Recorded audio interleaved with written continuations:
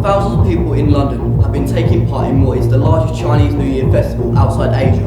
Trafalgar Square was host to speeches and traditional performances, as well as a parade through Chinatown, marking the beginning of the year of the Fire Monkey.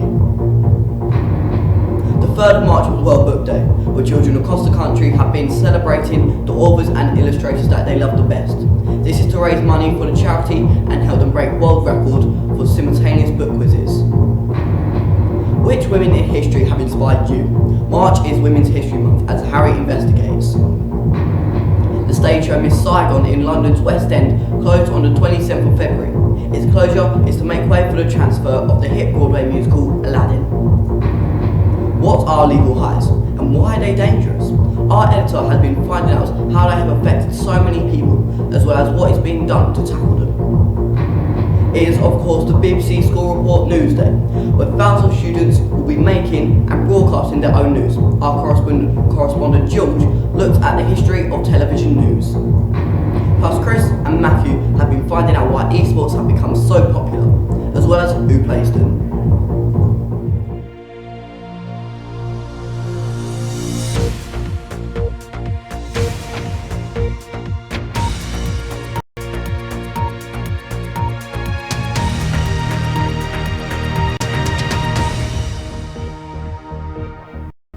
Hello and welcome to the BBC News School Report at 12 o'clock with me, Matthew.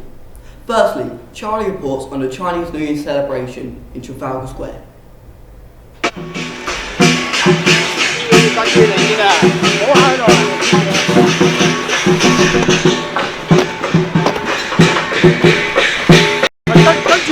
On Monday the 8th, we left the Year of the Goat behind and entered the Year of the Monkey. We're here today at Trafalgar Square where celebrations are taking place to mark the event. Later today there will be a grand parade to Chinatown where there will be a stage show with all different types of Chinese music, magic and dancing.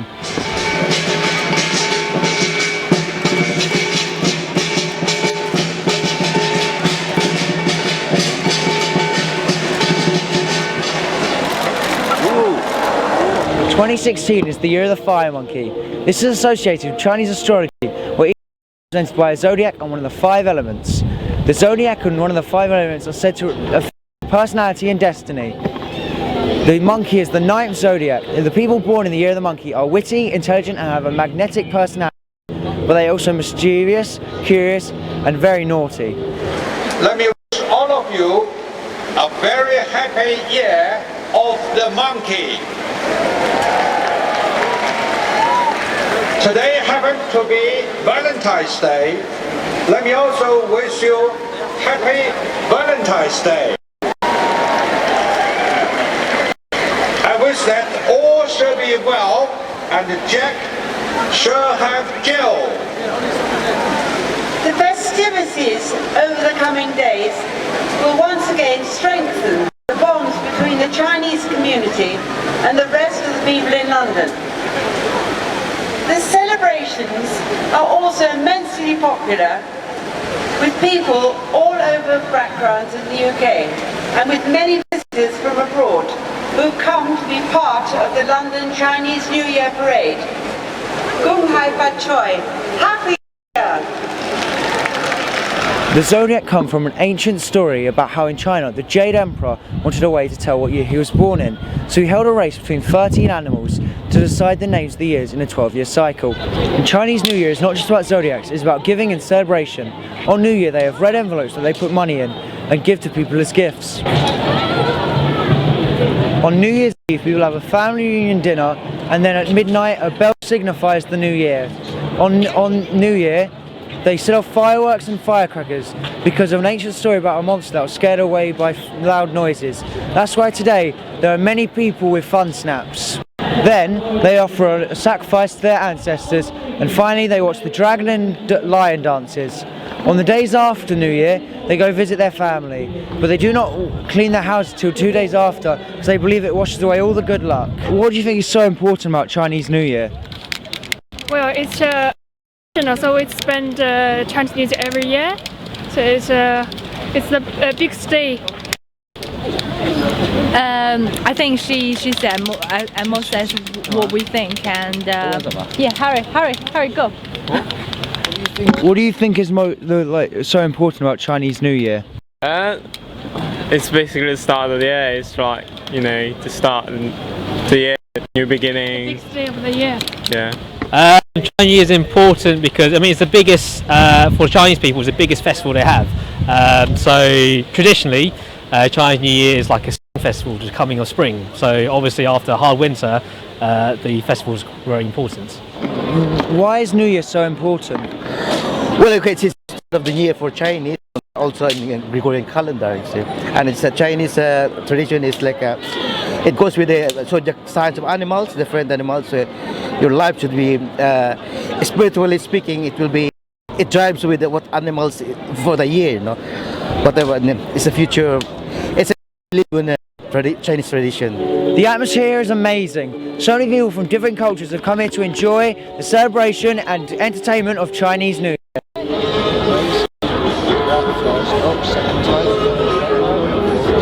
All in all, Chinese New Year is about giving, family, and has been shaped by ancient stories still told today. This is Charlie, BBC News, wishing you a happy New Year.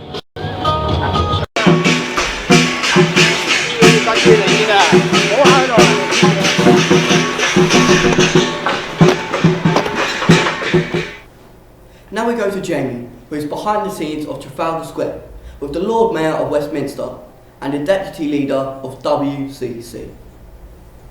So what is the importance of Chinese New Year here in Trafalgar Square?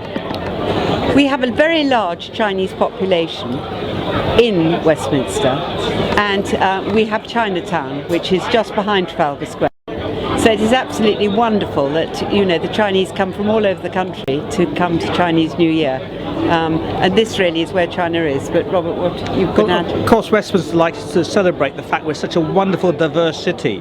You know, there are 103 different languages spoken in some of our schools, and the Chinese are, as the Lord Mayor said, a very important ingredient in our diverse society. And it brings in a lot of investment. The businesses are very much part of our local economy, and so we're very proud to be associated with the Chinese New Year in particular.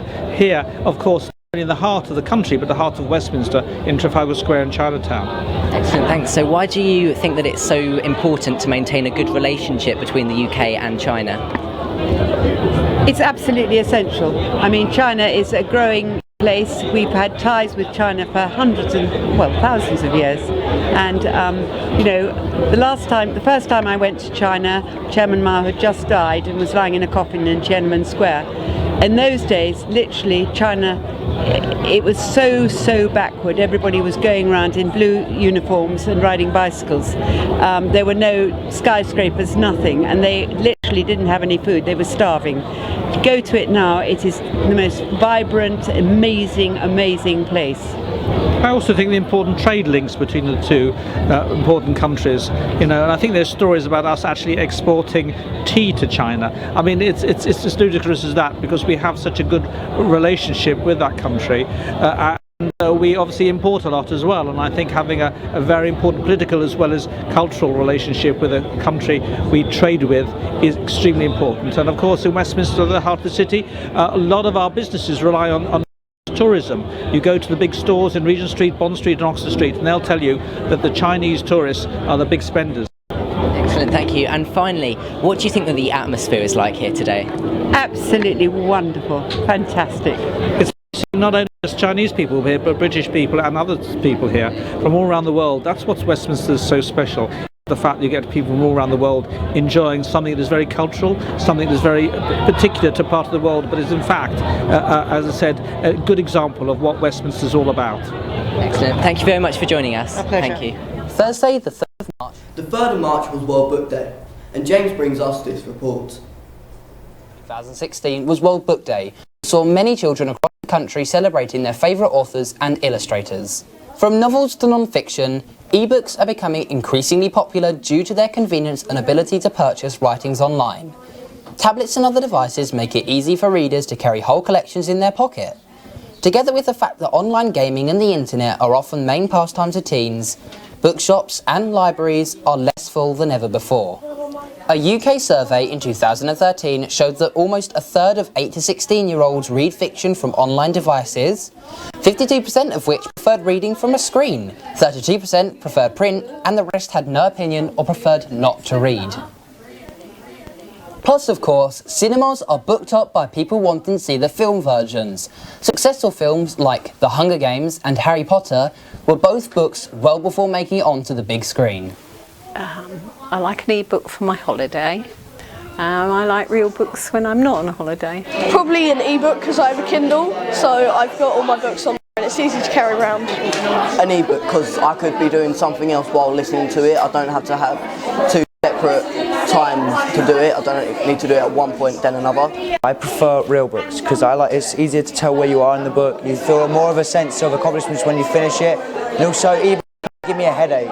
I'd read an e-book as it's more portable and you always take your phone with you, so it's not extra weight or anything. I'd rather have an e-reader so I can store loads of books onto one device rather than having to carry around all my different books that I like to have. I'd rather read a real book. There's something to a real book that I much prefer than an e-book because I prefer reading an actual book because I like to have an actual book in my hands and turn the pages. Whereas an e-book, I've never really sort of liked the idea, and it's never been sort of one of the things that I've wanted to use. Reading a book.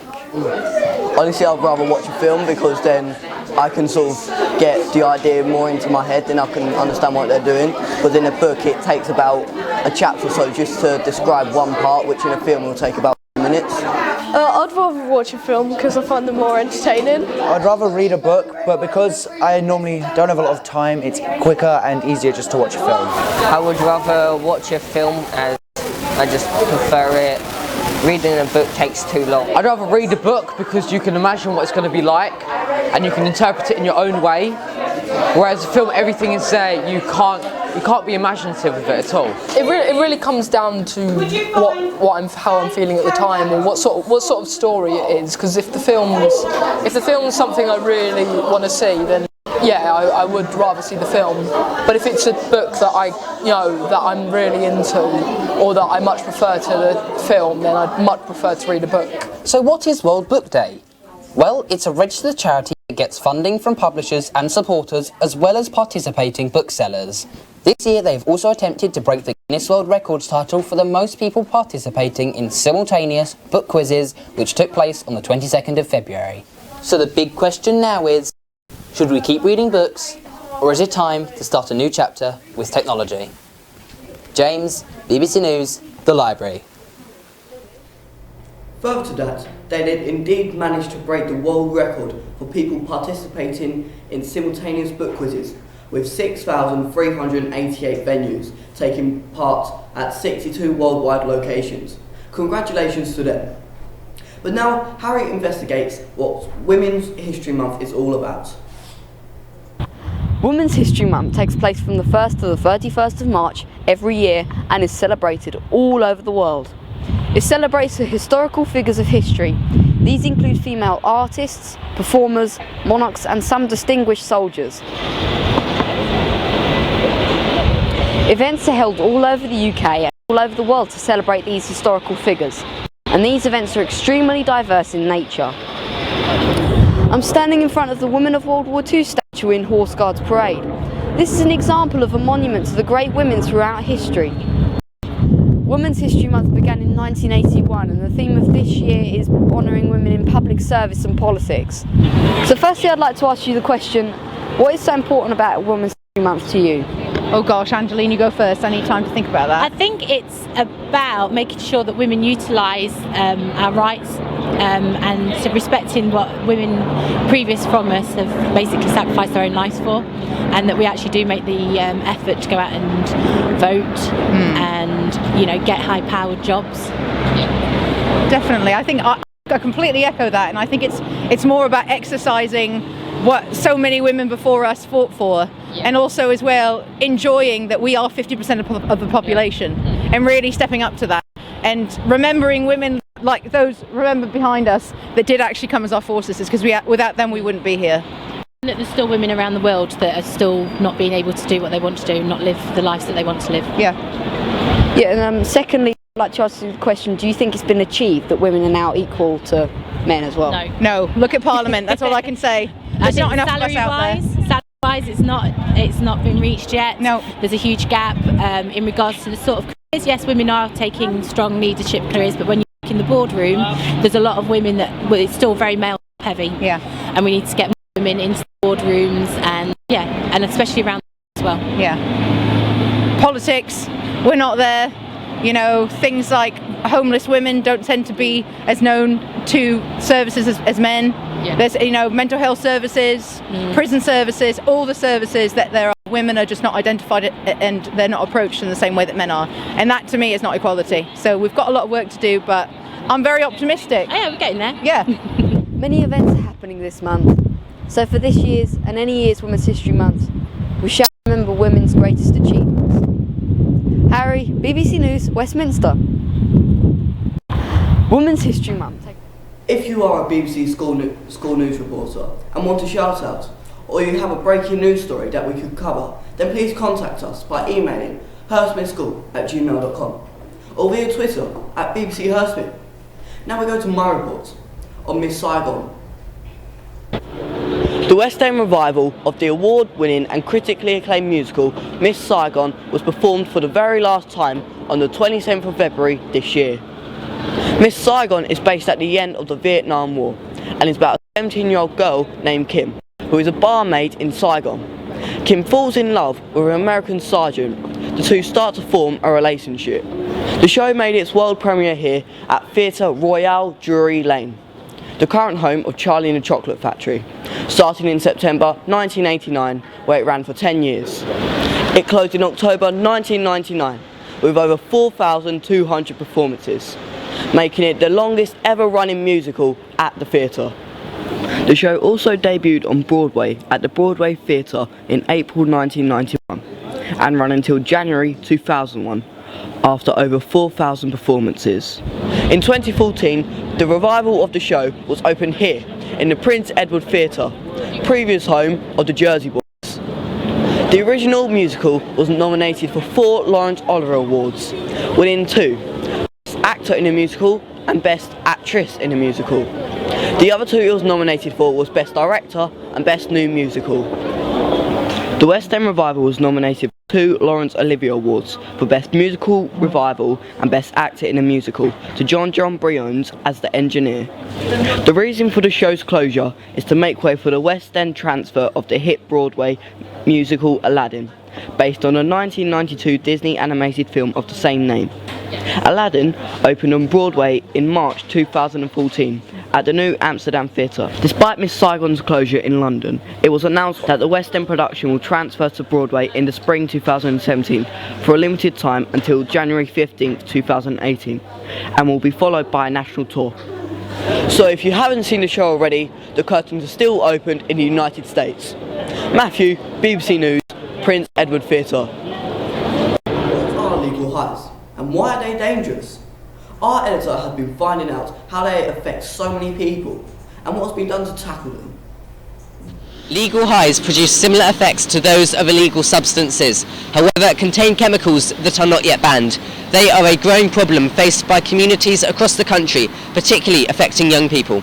Often they can be bought from online sources, with the ever-increasing use of social media and delivered anonymously to a set address. I think legal highs has been a problem for a little while now, and 4 years ago I was the drugs minister and helped to draw up the government's drug strategy and was very conscious of some of these new drugs that were coming onto the market that were legal and how that was mistaken for people thinking that because it wasn't illegal it was safe. It revealed that the use of legal highs has drastically increased in the last few years alone, with only 10 deaths from them in 2009 to 69 in 2012. The UK is the largest consumer of them in Europe. Examples of legal highs include Go Gain, Ching and Herbal Haze, which cost £15 to £20 online. However, one of the most commonly used is nitrous oxide, otherwise known as laughing gas.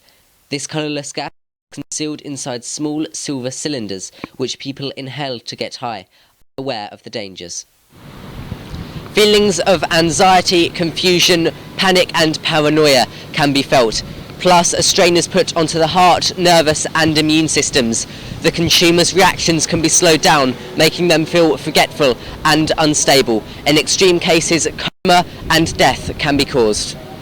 I'm not really sure what legal highs are. What I presume it is like people's perception of things in society. Not really. I know it's some kind of drug type thing you can take legally. The government has proposed a psychoactive substances bill, which is currently in the report stages at the House of Commons. It is hoped to reduce the use of legal highs and discontinue the selling of them. Here in Brixton, the London Borough of Lambeth has already put a ban on legal highs in July 2015. The council found a link between the drugs and crimes such as theft, robbery and antisocial behaviour. PCSOs in particular are working with the Safer Neighbourhood teams to try and gather evidence against these substances by reporting and mapping where the laughing gas canisters have been found. These gas canisters are also used in industry in things like making whipped cream and coffee machines. These might all be exceptions to the law, as well as plant food and incense which contain psychoactive substances. So some might think that a blanket ban could be more trouble than it's worth. Jamie, BBC News, Brixton. Today is of course the BBC School Report News Day, where thousands of students will be making and broadcasting their own news. Our correspondent George looks at the history of television news. And still to come, we have moved. We'll be showing you around the BBC's newsroom in central London and showing you how technology has changed the way we bring you the news. A lot has changed since the first ever BBC News report 94 years ago, on the 14th of November 1922. In 1922, there was only newspaper or word of mouth to receive information. But since then, there have been lots of advancements, such as radio, television, online, catch-up TV, and now some channels have even made the brave decision to become online only, such as BBC Three. The first ever BBC TV news report was on the 5th of July 1954 and was a 20-minute bulletin read by Richard Baker. The BBC Director General Sir Ian Jacobs said, "This is the start of something we regard as extremely significant for the future," and how true those words were. It was introduced as an illustrated summary of the news. Sir Ian Jacobs added that news is not all an easy thing to do on television. A good many of the main news items are not easily made visual. Therefore, we have a problem of giving news the same standards that the corporation has built up in sound. On the 9th of November 1997, the 24-hour news service was launched from here, Television Centre. In 2013, the news channel moved its headquarters to here, Broadcasting House, London, after a £1 million refurbishment. It is the home to the largest newsroom in Europe, as well as the World Service, Radio 1 and the flagship entertainment show, The One Show. The BBC is known worldwide as a respected and regulated broadcaster, sticking to its values of impartiality, honesty and creativity. BBC School Report is a project designed to give young people the chance of making the news. It is only a decade old and is in full swing. On the first pilot news day in 2007, more than 100 schools nationwide took part, and last year over 1,000 schools were involved. George, BBC News, Broadcasting House. Following on from that, I have a live interview with Jamie, head of the BBC School News at Hurstmere. So, what is BBC School News Report and how did you get involved? Well, BBC News School Report is a project that aims to get young people involved with creating news, and today's the 10th of March, so schools across the country are going live on YouTube and other sort of websites to show their news that they've been coming up with, and it's just a great way to get young people creating news broadcasts. as well as sort of bringing in news stories and creating their own bulletins. Brilliant. What have you learnt from the process, and what advice would you give the next generation of school news reporters? Well, we've learnt quite a lot about how to create news. So we've learnt about how to be clear, concise, and correct. How to write, the 5 W's: who, what, where, when, why, and how, as well as things like copyright and the rules around that. And I would definitely say to any people getting involved, just to have fun doing it, and that's what it's all about, just enjoying creating the news. Brilliant. Final question: what do you think the future of the BBC School News is? Well, I think it's in its 10th year now, and loads of schools are involved. There are hundreds across the country that are involved with it. And it's definitely going to get bigger from now on, I think, and hopefully it's going to be more covered on television. But I think a lot of it is online, and that is the way that television is going in the future. Obviously, BBC 3 has recently moved online, which I thought was a very good decision. And I think that in the future it's going to be bigger, lots more people are going to be involved, and it's going to have a much wider audience. Brilliant. Well, thank you for that. No, thank you. So, esports has recently been gaining huge popularity. Chris and Matthew bring us this report about why that is. Would you rather be outside playing football or inside playing video games?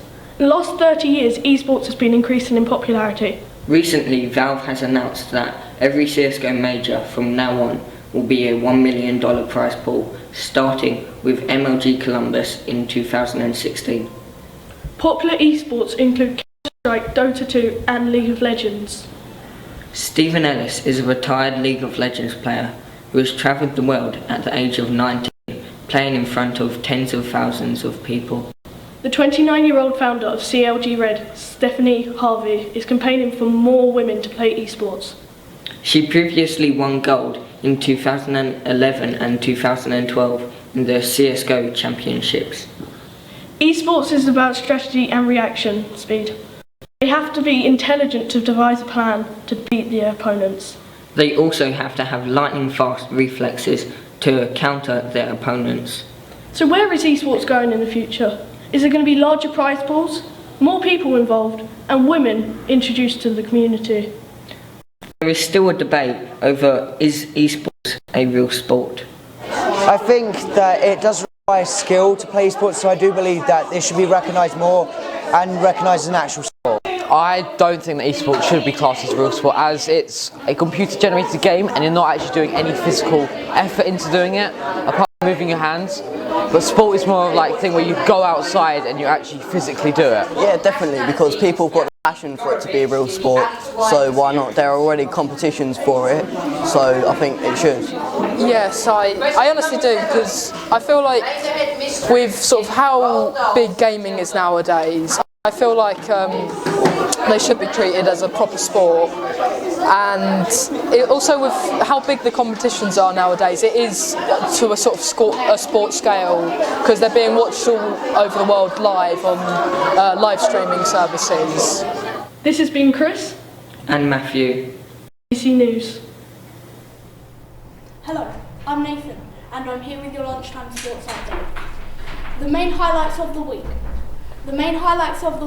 Where Tottenham had two chances at the top, but not taken to their advantage, losing against West Ham 1-0 and drawing for the last time at the Bowling Ground, and drawing 2-2 with Arsenal. The Barclays Premier League has fallen, with Leicester at the top, Tottenham second, and Arsenal and Man City falling third and fourth, with West Ham and Man United close on their tails. Over to rugby, as England are on great form, as they have won all their games so far in the Six Nations ties. Good luck to them in their next ties. Also, big news, football, as the cap on the away tickets at £30. Thank you. I've been Nathan Clark. Nathan.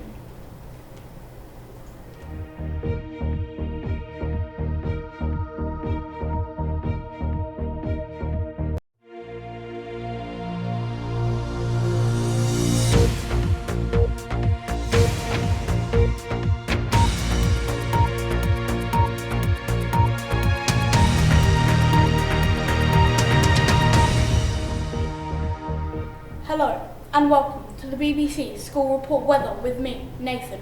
Today, much of England and Wales have been covered in clouds, and there has been a couple of drizzly rain scattered across the country, leaving the sun to Scotland and Northern Ireland. In London, the day started off as 8 degrees with light clouds. By 12, we'll have risen up to 10 degrees, staying at the same until 2.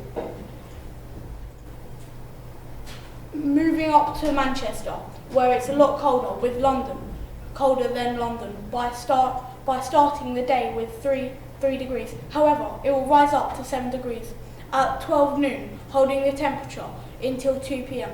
Finally, slightly move up to 8 degrees at 3 o'clock. Flood warnings have been issued by the Met Office and have been issued to around the south-east of England, and with 1 warning and 40 alerts. Midlands and 32 warnings and 45 alerts. Angle, which has 21 warnings and 44 alerts. Finally, northeast of England with 1 warning and 8 alerts. Tonight, the clouds will thicken and some clear spells and also some bright spells.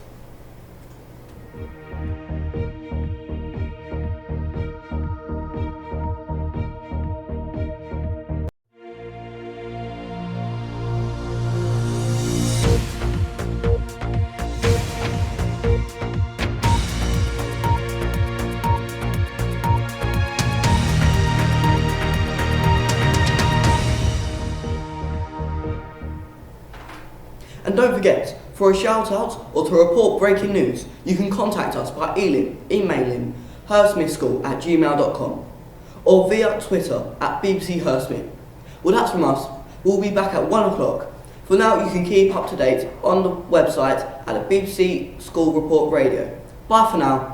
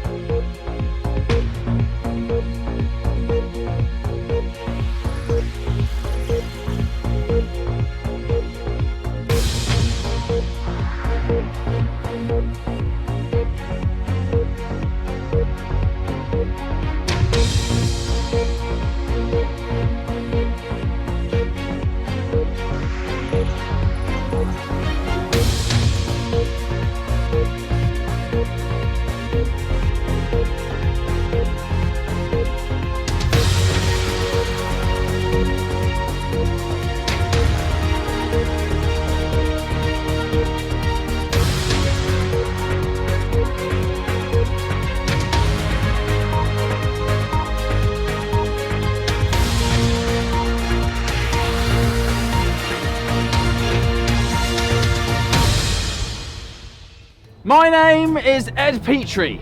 During the course of my illustrious children's television career, I have taken part in many strange sports such as hat throwing, racing toilets in the Australian outback, and a Blue Peter challenge so humiliating that the European Court of Human Rights has destroyed all these. But today, I shall be redeemed. My dignity shall be restored, for this is my sport release. Celebrity Challenge!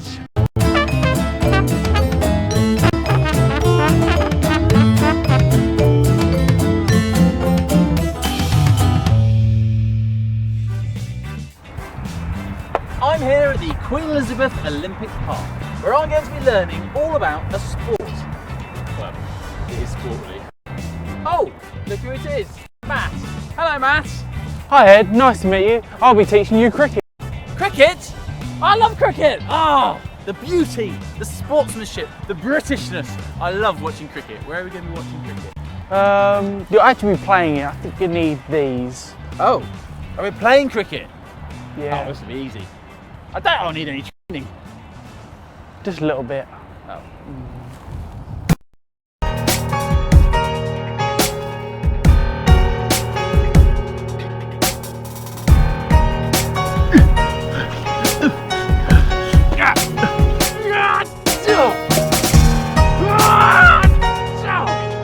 Just make sure you don't shoot the ends, yeah, and it'll make me look really strong and attractive to women. Right, I'm all warmed up, Matt. Turn me into a cricketing sports star. So what we want to start off with is batting. Now the three main steps for batting are: one, keep your feet in the good position. Right. So you want to make sure they're shoulder width apart and parallel. Like that? Yeah. Okay. Now the second step is keeping your head still when you hit the ball. Oh, okay. And then the third step is you want to make sure you watch the ball when you hit it. Keep my eye on the ball, keep my head still, keep my feet apart. Okay, so Easy. You want to try that? Yeah. Get ready for the ball. With this massive stick. That's what they call it, isn't it? Cricket stick.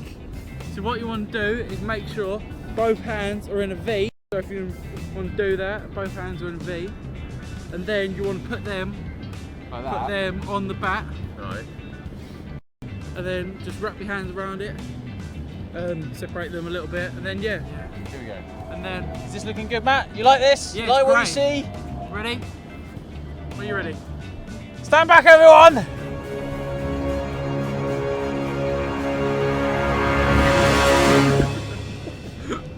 Ah.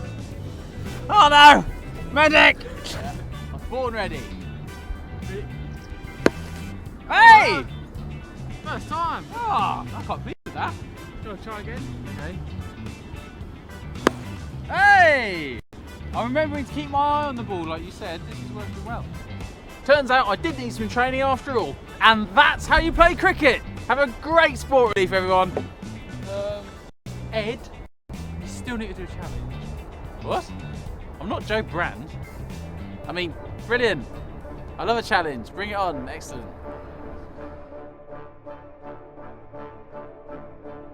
So Ed, in this challenge you need to try and hit the ball into as many targets as you can in under 2 minutes. If you get more than 4, you pass the challenge. If you don't, then you have to partake in a forfeit. With my newfound cricket skills, this is going to be a piece of cake. Bring it on! Let's whack these celebrities in the face with cricket balls. The celebrities include Bruce Forsyth, David Beckham, Daniel Radcliffe, Ant and Dec, who get double hitting those, Cleopatra, CBBC's Chris Johnson, Postman Pat, Brian Cox, and Sue Barker. Good luck, Ed. On your marks, get set, go! Oh. Oh no! Yes! Does that count? Radcliffe. Oh. Oh! Nearly. Yes! Postman Pat! That's 2! Oh. Yonko! Was that Yonko? Was that 3? Was that 3, Matt? That's 3. One more. Ah! Oh no! Ah! Yes! Hey! I got Cox! Carry on. Take that, Brian Cox. Oh.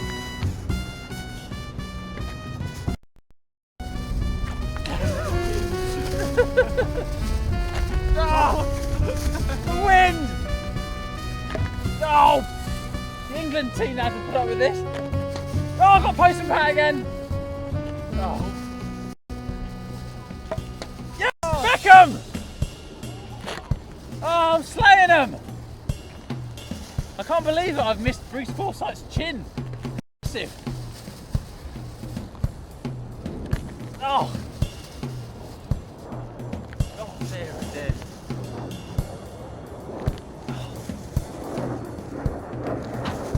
Oh, Radcliffe again! That's time. Well done. So Ed, you managed to knock over 6 celebrity heads, which means you won the challenge. Yay! And here is your prize. Wow! No expense spared. Unfortunately, we didn't get to see you in a clown costume, but hey-ho. Well, that's your fault, Matt. You trained me too well. Well, there we go. I think today has proved that I should definitely, absolutely be nominated for BBC Sports Personality of the Year 2016. Well, maybe it hasn't proved that, but I have had a great day. I've learned how to play a new sport, and I've shown how easy it is to raise money for sport relief. I'm off for a coffee with Sue Barker. Come on, Sue. What was that? You're really impressed with my cricket skills. Oh.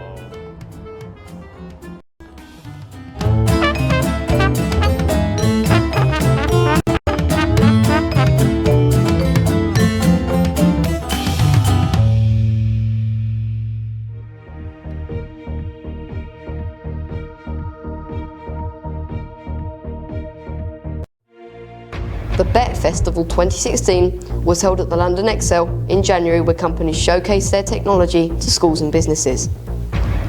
Star Wars The Force Awakens was released in December, and the Star Wars exhibition at Madame Tussauds has been launched. Republican Party candidate Donald Trump is one of the most talked about topics in politics at the moment by young people. So what has caused all this controversy? And later in the show, Matt brings you his review of 2015. Today, in sports news, we look at the young judoist Olivia Pochito, 17, from South East London, who has won medals from all over Europe, including the British Nationals 6 times and the British Championships 8 times.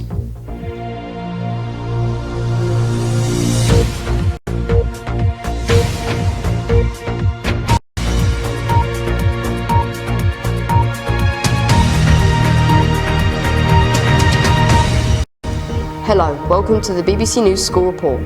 For our top story, our editor joins us now from the London Excel.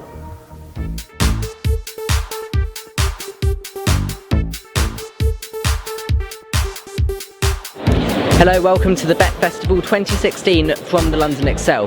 This is where businesses from around the world can showcase their technology to students, schools and businesses.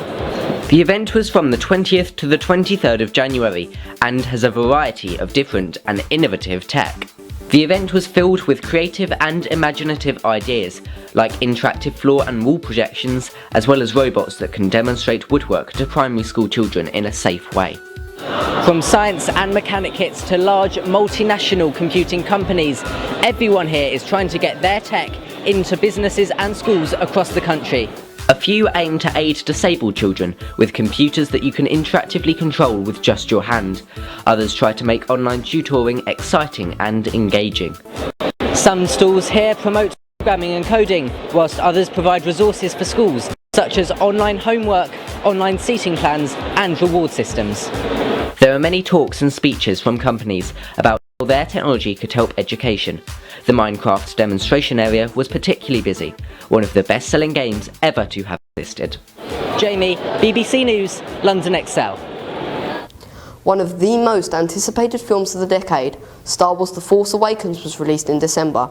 Here's my report from Madame Tussauds on Star Wars. Here at Madame Tussauds there is a Star Wars experience, and it is good. Make sure you join us in your lunch break here at School Report, where we'll be bringing you the latest headlines and news from the newsroom. So make sure you join us here at 1 o'clock. Any fan of Star Wars? Star Wars is one of the most known franchises in the world. You cannot escape the Star Wars fever. Star Wars, which was originally made in 1977, followed the story of Luke Skywalker. Princess Leia was by the Empire. The Empire's primary soldier was a stormtrooper. Luke went on a journey through space to the Death Star, where stormtroopers held Princess Leia captive. Star Wars The Force Awakens was directed by J.J. Abrams, who also directed Star Trek, so fans have not left the cinema unimpressed. On the day of its release, people were lining up outside cinemas, and over the weekend, Star Wars took 1.16 billion worldwide. Harry, BBC News, Madame Tussauds.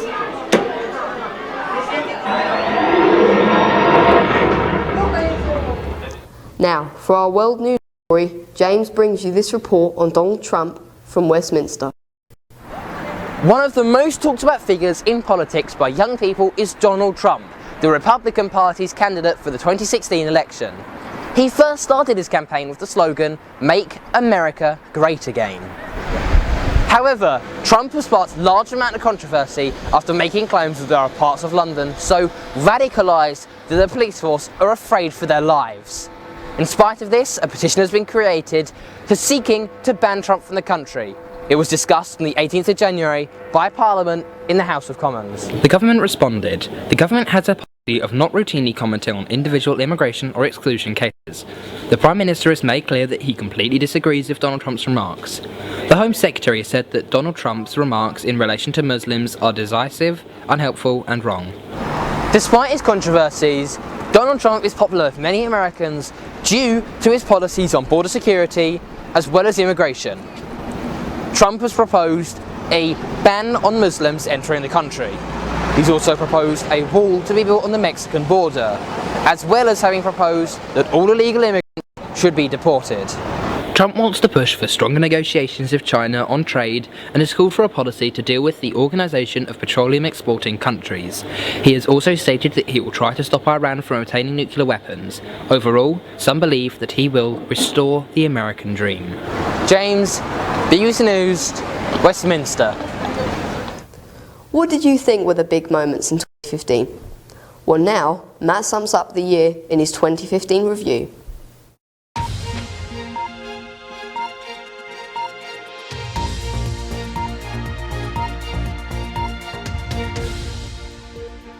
"2015 has been an amazing year, with many high points and milestones. Sadly, there has also been low points from wars to tragic deaths. To start off the year, on January 7th, 2 gunmen attacked the magazine company Charlie Hebdo in France. 12 people sadly died in these traumatic events. Multiple attacks happened the following days, causing another 5 lives to be lost. Later on, the terror group Al-Qaeda claimed responsibility for the attacks.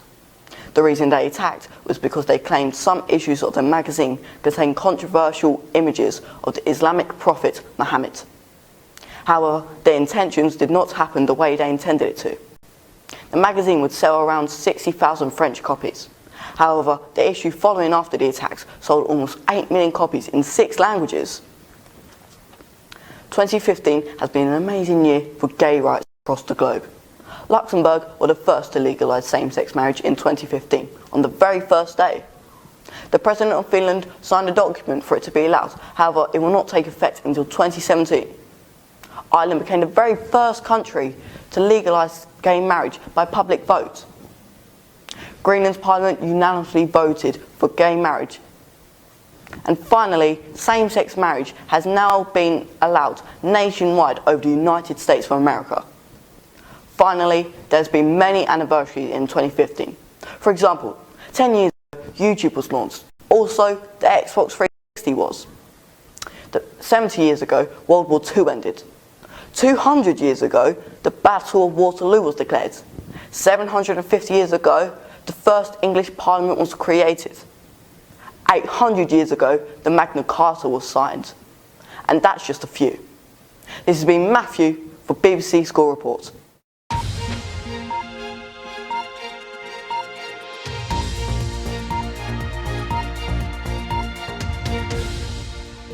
And finally, for the sports news with George. Today in sports news, we look at the young judoist Olivia Prosciutto, 17, from South East London, who has won medals from all over Europe, including the British Nationals 6 times and the British Championships 8 times. She started judo at the age of 7 by joining Harris Judo Club in Orpington, as well as Northbrook. Since 2005, her collection of medals have been added to around 10 times a year in the cadet, junior and now senior level. Her latest competition was in France, in the Open International, where she won gold. She said that her sporting idol was Olympic heptathlon champion Jessica Ennis-Hill, and that judo gave her a focus and a goal to achieve. With over 135 competition appearances and 90 wins, keep your eyes out for her in the future of British judo. George, BBC Sports News. That's all from us, but you can keep up to date with the latest at bbc.co.uk/school report. Bye for now.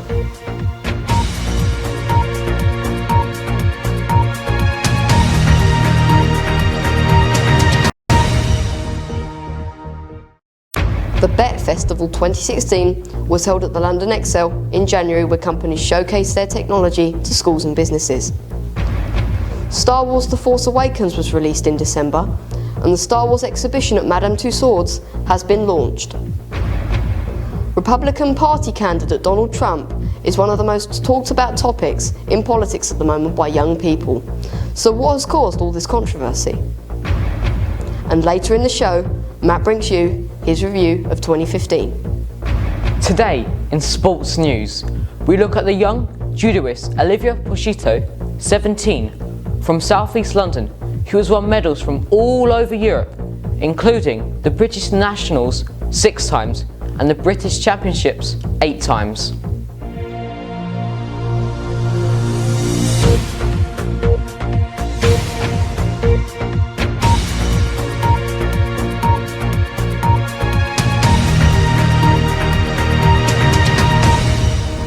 Hello, welcome to the BBC News School Report. For our top story, our editor joins us now from the London Excel.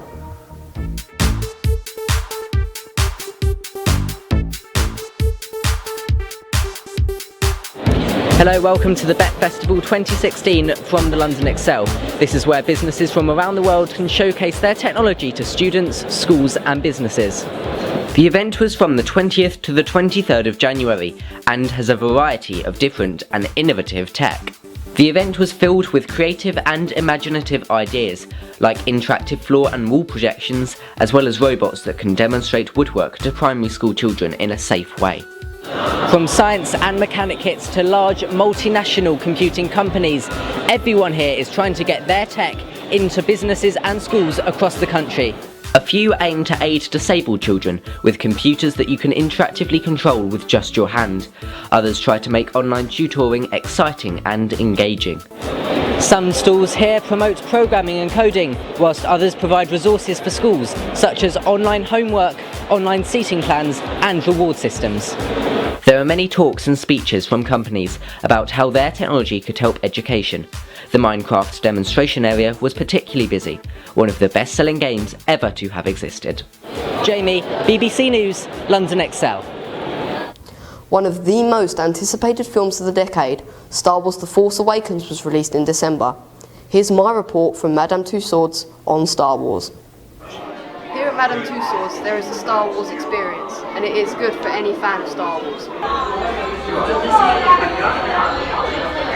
Star Wars is one of the most known franchises in the world. You cannot escape the Star Wars fever. Star Wars, which was originally made in 1977, followed the story of Luke Skywalker. Princess Leia was held by the Empire. The Empire's primary soldier was a stormtrooper. Luke went on a magical journey through space to the Death Star, where stormtroopers held Princess Leia captive. Star Wars The Force Awakens was directed by J.J. Abrams, who also directed Star Trek, so fans have not left the cinema unimpressed. On the day of its release, people were lining up outside cinemas, and over the weekend, Star Wars took 1.16 billion worldwide. Harry, BBC News, Madame Tussauds.